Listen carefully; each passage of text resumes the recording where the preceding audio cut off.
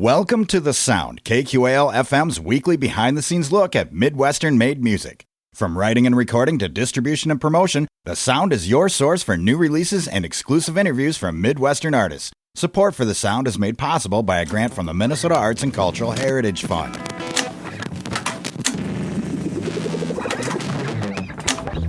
Rolling.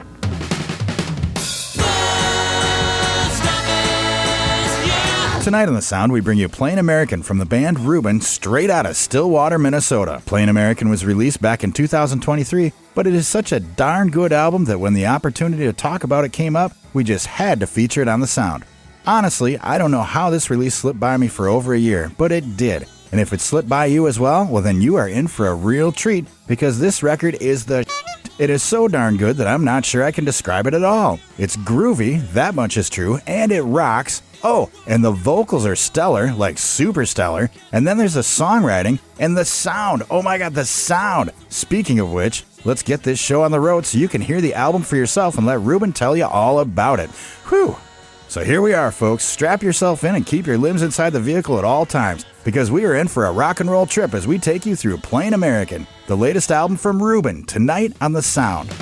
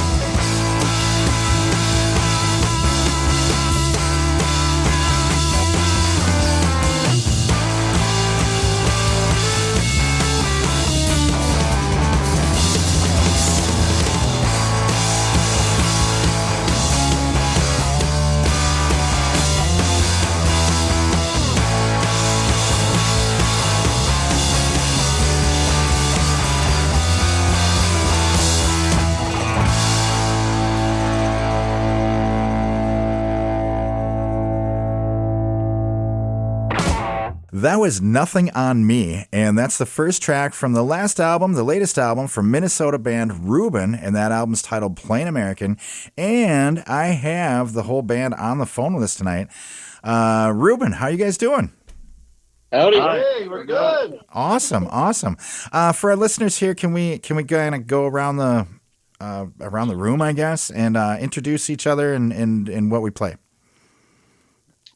I'm Dan. I am one of the singers, and I play guitar and bass and keys. Mm-hmm. I'm Sam. I am also a singer, play guitar and bass. I'm Katie. I play guitar, bass, and tambourine. Anything. Oh, And what? Sing. And what? I sing. Oh, and sing. Yeah. Right. Oh, yeah, that's probably the first. Yeah, my first forte. Yes. And I'm Mac. I play the drums and sing a little bit too. Okay. All right. I'm taking notes. So hopefully we'll see if I can, maybe we'll do a quiz at the end and see how well I did. But you guys, and that's not surprising. So everybody sings. I mean, but if you listen to the albums, you already know that, like there are, 4 incredible voices on every album that you guys put out. This one included, Plain American. Like I was saying to you guys before I turned the mics on and everything, and before I started recording, I feel like I'm a late comer to this party. I feel like I'm late to it because you guys have been around for years with a whole bunch of, dare I say, kick-ass records, Thank you. like for real. Like you guys have quickly, and I mean very quickly, become my favorite Minnesota band. And one of the tunes on this album is my current favorite song out of all bands. Before I just continue to gush, let's get into some of the meat of this. So bring us up to speed. You guys have been around for years. You've got a bunch of records under your belt. How did this thing all get started, and kind of where are we at in your journey, as a band? Yeah. Well, we started as teenagers. Mac and I this is Sam. Mac and I are brothers, and we each got instruments. Dan grew up down the street, and we all collaborated on our love for music, and we started playing together. Just real bad pop punk to start with, and but we had a lot of different inspirations, a lot of older music, and a lot of, at the time, contemporary music, and we played for a few years, and then we met Katie. She was playing with another group, and when they kind of split ways, we asked her to join, and it kind of went from there, and it was a new kind of beast, and we've had a lot of fun since then. I bet. Katie's the newest member who's been in the band for 14 years. So. Sweet. That is awesome. And that's actually, I mean, you think about that, and really that's not that common anymore. I mean, bands, it's, maybe I shouldn't even say anymore, forever, bands it's a tough thing to get that many people on the same page, I think, It's super cool that you guys have all this history together. Oh my gosh. That's probably why you sound so dang good, So, wow. I mean, there's a lot to unpack here, I feel like. So okay, you have a band full of singers, right? Does everybody write then as well? How does the writing go for you guys? How does it work? This is Dan. Primarily, when it first started out, it was mostly Sam and I, but this is very much kind of an open forum. Okay. It's not like it's anybody's one vision, Sure. It's for people who if you write a song and you want to sing it, or if you want someone else to sing it, it's more like a collaborative kind of a collective thing. Cool. Yeah. Usually Dan or Sam will come in with the lyrics and the melody and the guitar part and show it to us, and then we'll all just grab an instrument and figure out how we want to go about it. Oh, nice. Everybody writes, though. Yeah. So you all write, and then you come together and shape it up and turn it into the song, huh? Right. Yeah. Yep. Yeah. It could be partially or totally written. It could just be like a riff. Sometimes we'll be playing together, and something kind of falls into place, and we run through it a few times, and it's done. It's sometimes we get lucky like that. Well, like that, Nothing on Me. I mean, we kind of made that up in the studio. Yeah. So performed it. And, Really? Yeah. Cool. For the most part. For the most part, yeah. We had Uh-huh. some bits already, but then we kind of formulated it while we were recording it. Yeah. Oh my God. Yeah. Wow. Yeah, I had a few. I had the main riff at the end for a while, and we've been playing it. Couldn't really figure out how to work it into something. So, Mhm. so then we came up. It was more of a music driven song. Sometimes it's more lyric driven. I'm terrible with lyrics. I forget my own lyrics from time to time. But Right. that one was kind of a fun vehicle. I had a challenge to rhyme street with heat because I'm a big Don Henley head. Oh And- my. Yeah. That's awesome. That is. Like, I have to do it. I mean, the song originally featured him singing in a very Henley-esque tone. Did it really? Too on the nose, Little Sam. too heavily, Sam. A little too Henley. Oh wow. Oh, that is cool. When I first saw you, Oh yeah. they called it paradise. We don't need to do this. Oh my gosh. No, I think you do. I think you do. This is fantastic. How about, okay, before we break down here into chaos, I'm going to play another tune for folks. We'll come back and talk about this some more. Oh yeah, because now I've got even more questions in my head about how this stuff comes together. This is fantastic. I'm here tonight talking to Ruben, the whole band. They're on the phone with us. Dan, Sam, Katie, Mac, they're all on the phone.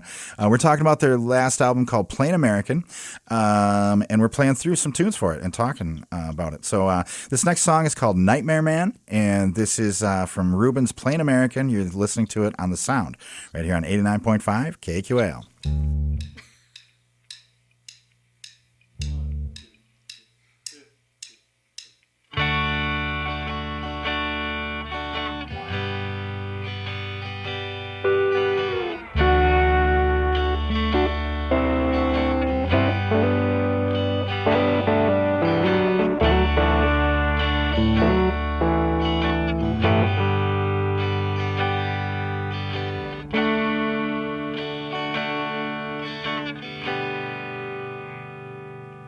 There's a devil and an angel on my shoulder. Never sure which one is for me. Pick a time to see a sign means making sure the choice is mine. Fate's another thing you can't see.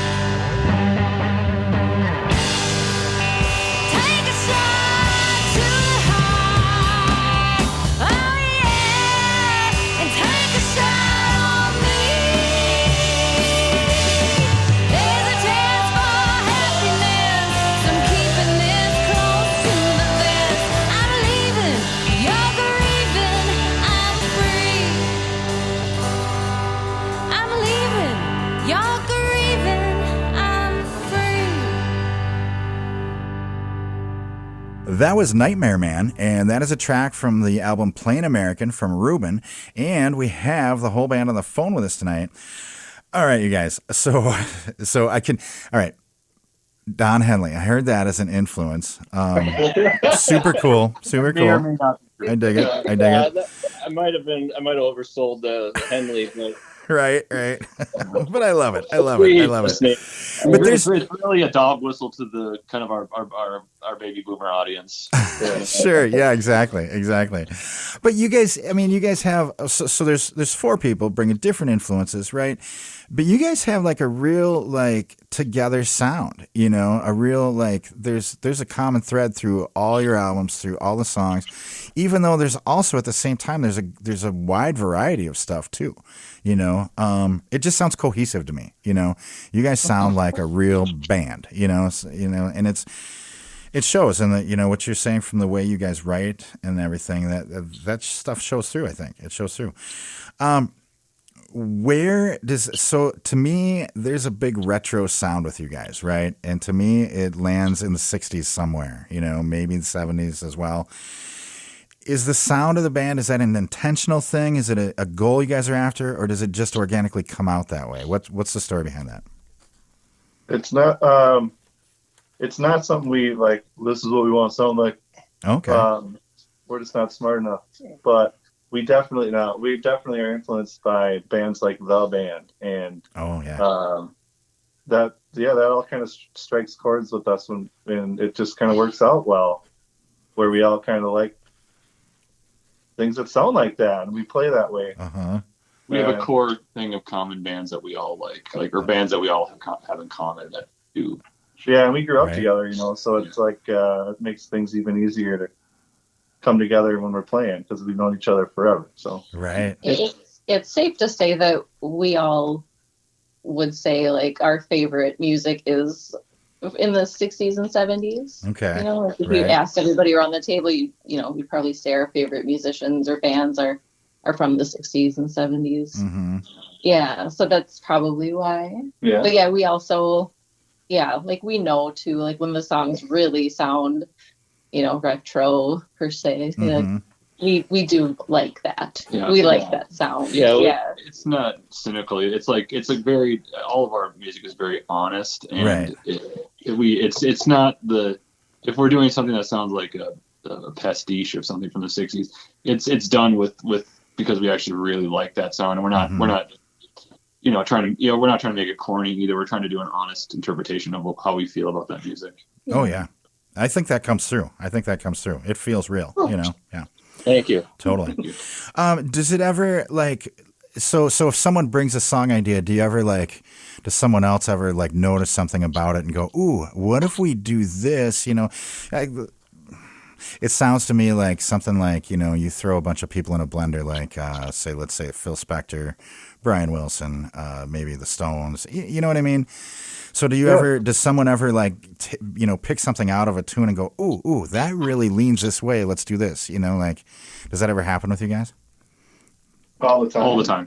Yeah. Cool. A lot of the times, especially with my songs, because I'm really influenced by the '60s. Mm-hmm. If I'm really influenced by certain bands, and if they say, they catch me going too far in a direction, we'll intentionally change it up just so it's super on the nose.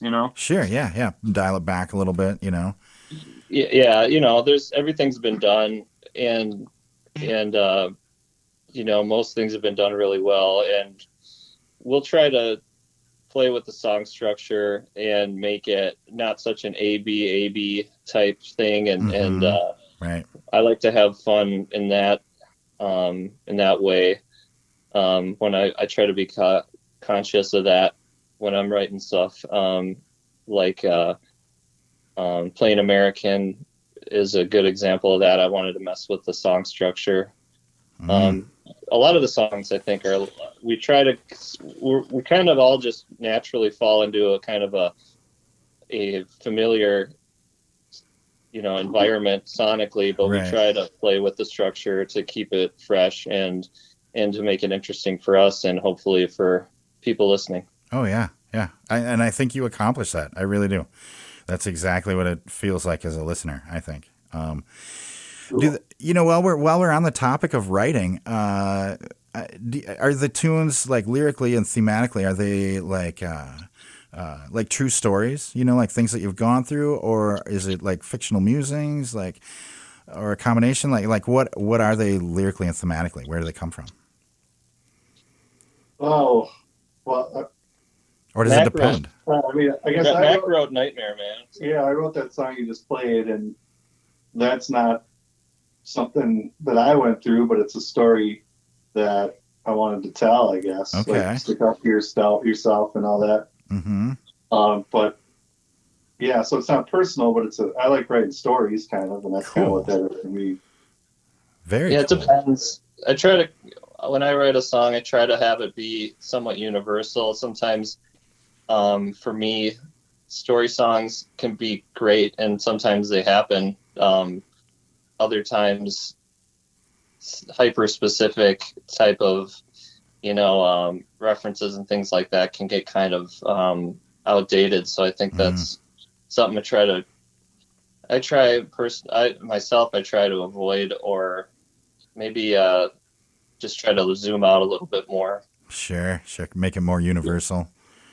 I would say for my songs personally, this album was more personal, of kind of, it's more introspective in a sense where, like, let's say a song like We've Got to Love was a genuine reflection of how I feel about how to deal with like social issues at large. And then it's a little more straightforward. And then a song like Summer Girls was meant to be more poetic, and that's a personal feeling, but it was also like a personal like meditation on getting older and aging and your youth fleeting, and trying to just wrestle with it, Right.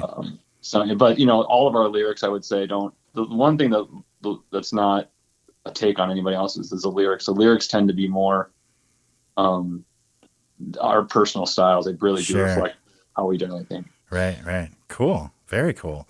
Well, and that probably leads to, why everything sounds like it doesn't sound like a copy of the past. It sounds like you said, like it's genuine stuff coming out of you guys, That's why I love it. That's what, I think that comes across. So good job, right?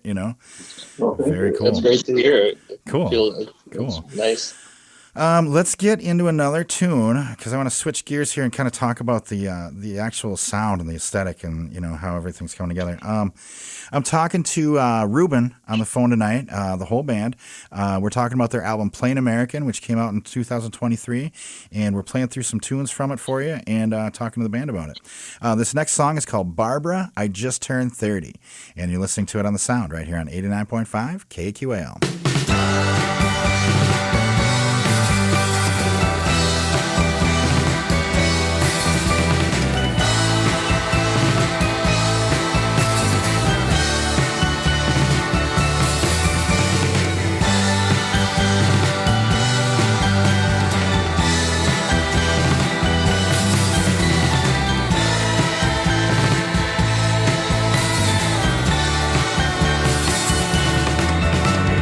Barbara,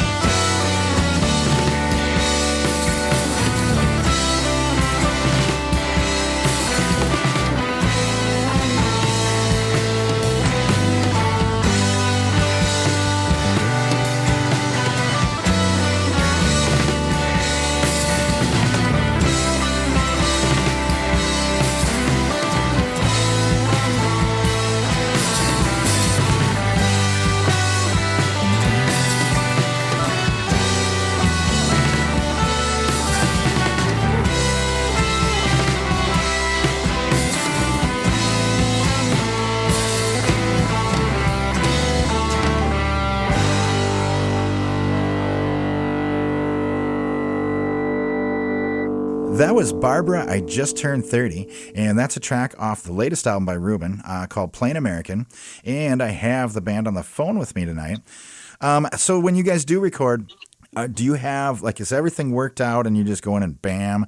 Do you do it live? Do you track it out, piece by piece? How does that process go down for you guys? Takes about 7 years. Okay. This last album, we started about that long before we got to release it with kids and COVID. Oh, and, sure. Yeah. Studio moving and other major things happening. So it took us a while for the last one for sure. But generally we go in and try to do it all the instruments at once, four of us playing live. Oh, cool. And then add whatever needs to be added later, Nice. Yeah, we have some friends that have played with us on several albums. Sam Harvey Carlson is a good friend of ours. He plays a lot of keys, and we've had some great horn players that have joined us. A lot of the guys from Sunday Night and the Lakers, going back to the Secret Stash connection, and they, we arrange those parts, and then we kind of, sometimes they'll change in the studio if somebody's got a good idea. Mm-hmm. But for sure, we try to track as much as possible live, and we do all of our harmonies and stuff together on a single mic when we can. Oh, wow. Cool. Yeah. Oh, that sounds super fun. So, like, do you guys... So is it, like, super well rehearsed? Is that the deal? And then by the time you get in there, Sometimes. Or, like, what happens on, like you said, Nothing on Me kind of came together in the studio. What's that look like? Are you guys just, oh, hey, I had this riff, or did it just, I don't remember what you said, did the riff just come about in the studio? Like, how's that work, any differently? Most of the time the songs have been vetted and we've been playing them for a while. Sure.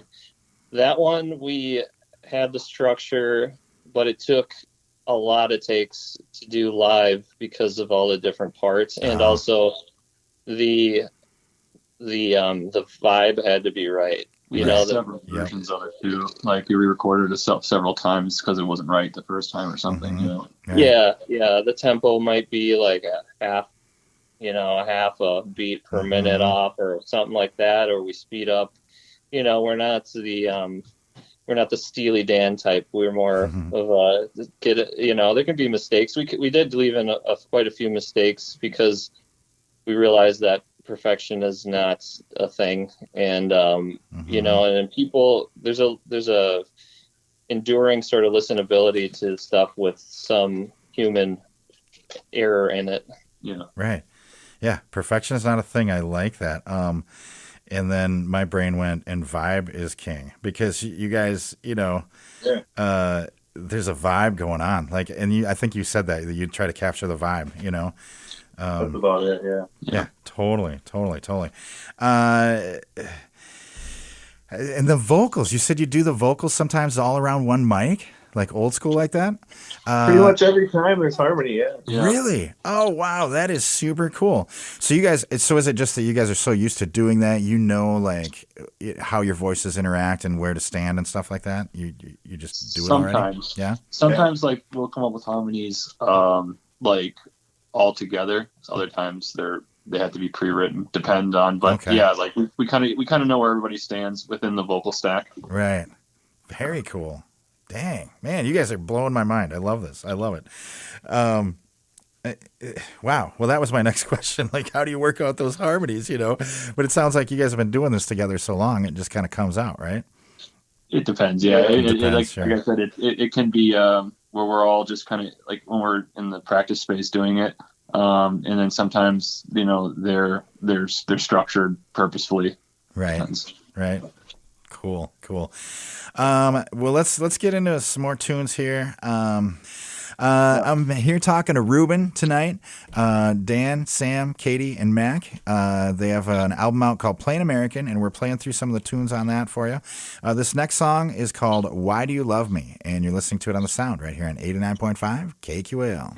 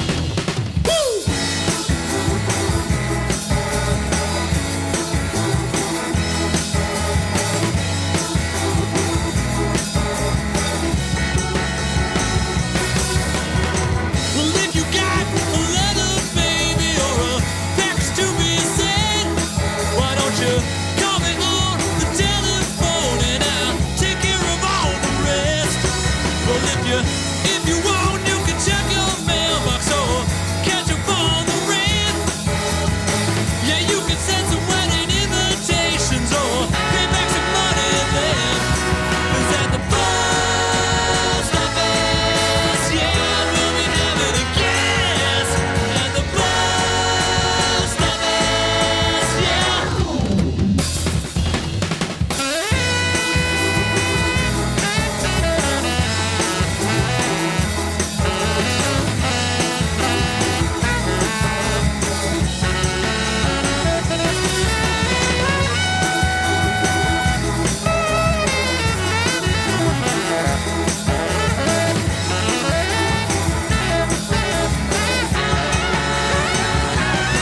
Cause at the post office, yeah, we'll be having a guest. At the post office, yeah. Well, in the summer, all the kids are laughing and dancing on the beach. While I'm jumping through this front yard, baby, just trying to make ends meet. So why you drinking and you singing songs underneath the sun?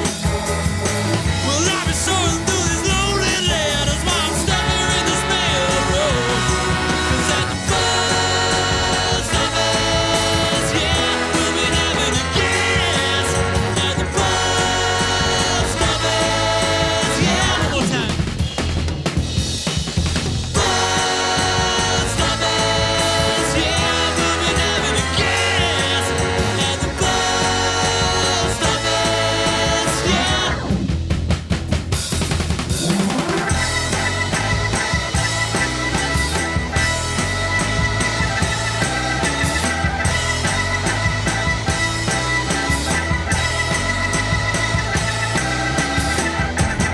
That was Post Office, and that's a track off the latest album from Ruben called Plain American. And I have Ruben on the phone with us tonight. How you guys doing? Hi. Thanks. Cool. We're good. Yeah. And before Post Office, we heard Why Do You Love Me? Both great tracks. So what was, I want to kind of drill into that song a little bit. What's the inspiration behind that, you know? Oh, this is a very first little song. Oh, no. So I wrote this song I wrote that song. This is Dan. Okay. I wrote that like 15 years ago, Mhm. and I was living at home. I was living in my parents' house with my now wife, and I was having a hard time getting a job. And my dad's like, "Go work at the post office," and I'm just like, "I don't want to work at the post office, Dad. Like, you can't tell me what to do." Right. Get my back, Dad. Get off my back, Dad. You don't know my life. Yeah. So it's just like an angry, sarcastic song to my dad, who I love, and I don't have any resentment towards. Right. I wrote that song, and then I also I was like, it'd be funny to have these words to like a Motown kind of song. Like that's kind of the vibe I actually thought about when I was making it, was Motown. Totally. And then it kind of transformed into like some kind of like version of like a 60s punk song almost. Right. You got that on vinyl, right? How about like, you know, Plain American? Are there physical copies and what styles is what I'm getting at? Yeah, we've got it on CD, and it's Okay. in a really cool package. It's got a very awesome cover design. We'd love to put it on vinyl. I think it's a tough industry these days for indie musicians. We play out once a month, once every 6 weeks, and it's we don't work on a conventional kind of touring band sort of schedule with our family obligations and stuff. Sure, but right. the main driving factor is our love of music and performing and connecting with people. You know, it's awesome that there are people that enjoy it, and we're fortunate to be able to play. We'd love to get a vinyl going for that. We also kind of have a little bit of attention deficit disorder with our we kind of want to move and keep moving and stuff like that, and put out some more stuff. So it's a balance, but we like we like to have vinyls on hand. That 7-inch was cut in Nashville live to tape. No way. Or 2 vinyl actually. It was Vinyl master. yeah, Cut Chris to it with a laser. Wow. Chris Mara, who has some local ties, he owns a studio called Welcome to 1979 in Nashville, and we went down to perform for a kind of an engineer workshop, and he had just debuted this. He revived this direct to vinyl technique, with a lathe that cut into acetate, and he invited us down, and we cut both tracks in 3 takes. I think we used the 3rd take on all of them. It was a lot of fun, and we got it pressed at United Record down there too, with a historic pressing factory. So that was the only vinyl that we've done so far, but that's not to say we won't want to in the future. Yeah, I mean, we only make so much money and from doing music, and then we only have so much money we can allocate personally to it. So the points come where, do we want to allocate money towards making a vinyl of a record that we've been done with for a while, or do we want to invest that in a studio and making a new record? So it's we have to weigh those decisions. Yeah, understand that. And as a fan, new music would be great, right? Totally. Right. But what a cool story of the making of that vinyl. That's fantastic, man. Yeah. Welcome to 1979, man. Yeah, everyone. I mean, that's good stuff. That's good stuff, man, for sure. What do you? Oh, and here's another thing that I love this question. I ask this of everyone, but I love this question because, like, what do you guys listen to?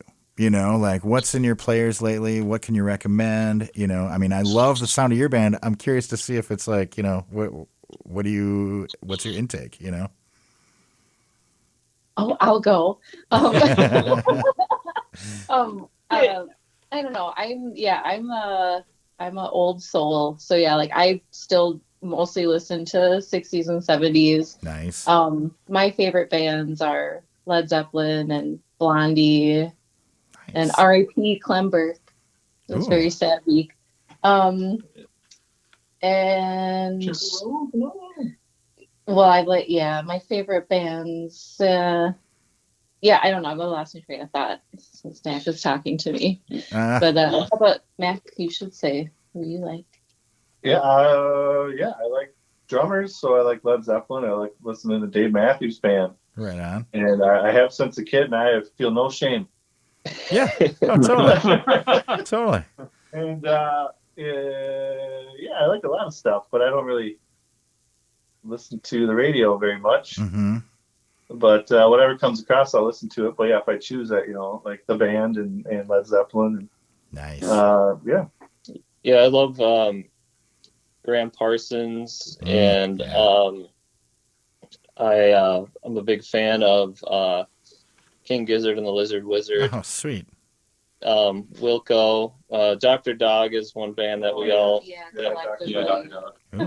collectively love, you know, for obvious reasons, the harmonies and the fun, you know, just rock and roll, lots of stuff to appreciate there. We've seen them collectively, I don't know, 20 times. The Cactus Blossoms are awesome. They're nice. Yeah. How about you, Dan? Do you listen to music? I just occasionally. I'll say for this record, what was more important, at least during when we actually started recording it. I think it had more to do with how it ended up sounding than what I was listening to when I wrote the songs, because it was a good 10-year time span. Okay. When I wrote songs, but I was listening to, when we make this album, I was listening to "Darkness on the Edge of Town" by Springsteen a lot. Oh, yeah. A lot of Sam Cooke, evidenced by the "We've Got to Love," and then Fleetwood Mac, and but you know, normally right now I really like Dwight Yoakam. Ooh, and a lot of 90s country. I really like that new Miley Cyrus song, "The End of the World." I listen to, like, you know, bands like Always. I don't know. You know, it's not the same. Harry Styles, sure. Cool. Lots of different stuff. Yeah. More playlisty kind of at this point. Oh, I absolutely love it. I love it. Those are all fantastic answers. And one of the reasons I love this question is because, like, when I don't, like Dr. Dog, I'm not familiar. So now I've got a big star by that. I'm taking notes. I'm going to check that out because then I get to, learn new things. So I love that. That's probably the biggest new band that we're all into. Yeah, you'll hear the influence. They're so new they're retired. Yeah.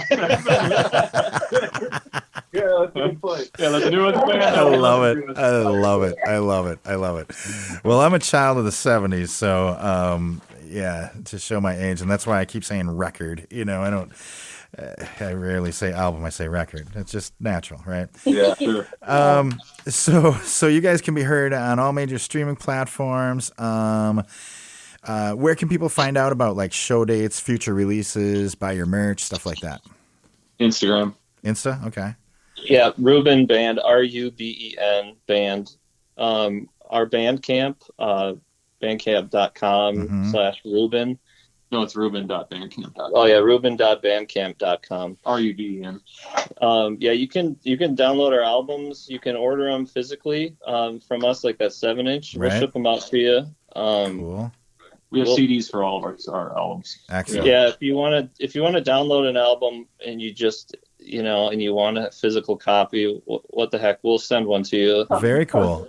Do you guys have any shows lined up right now? Anything we can all get excited about and put on our calendars? If you follow us on Instagram, we update with shows. Okay. We play a lot in the Twin Cities area, but we also play in greater Minnesota area. We love coming down to No Name Bar. Oh, cool. And we love going up to Duluth in that area too. Mhm. So Rochester. Yeah. So yeah, we get around. We'll swing back in Winona, I'm sure, by Cool. the fall. Oh, heck yeah. Yeah. I'll catch you at some point here for sure, too. So, well, thank you guys for joining us. Let's see. It was check out your Instagram, Ruben Band. Check out the Bandcamp. Yeah, thank you guys so much. Absolutely a pleasure talking to you. Well, thank you. Thanks, Bill. Thank you. For sure, for sure. I've been talking to Ruben tonight, Dan, Sam, Katie, and Mac, the whole band. Their latest album's called Plain American. You can get it on their Bandcamp. I suggest downloading it. Ordering the physical copy is great. And you guys are right. The artwork's cool, super cool. Check out their Insta for show dates and stuff like that. So this last tune is my new favorite song, guys. Mission Bell. Okay? Love this song. Check it out. It's a great tune. Mission Bell. You're listening to it on The Sound right here on 89.5 KQAL. Mission Bell, Mission Bell, are you leading me towards or away from hell? I can't tell you if I could even tell.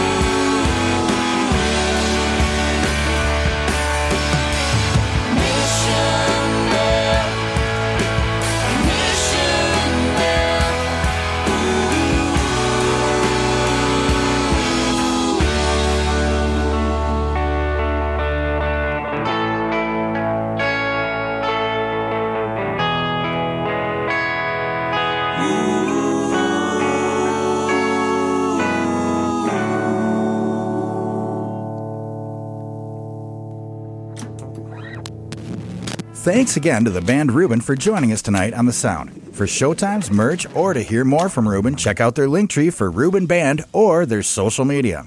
For more deep dives into local and regional albums, tune into The Sound every Wednesday night at 6 right here on 89.5 KQAL. You can also listen to past episodes of The Sound on your favorite streaming services. Find links at kqal.org.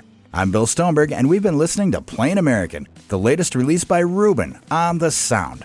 Thanks for listening to The Sound. The Sound is produced by KQAL-FM on the campus of Winona State University. Visit us online at kqal.org.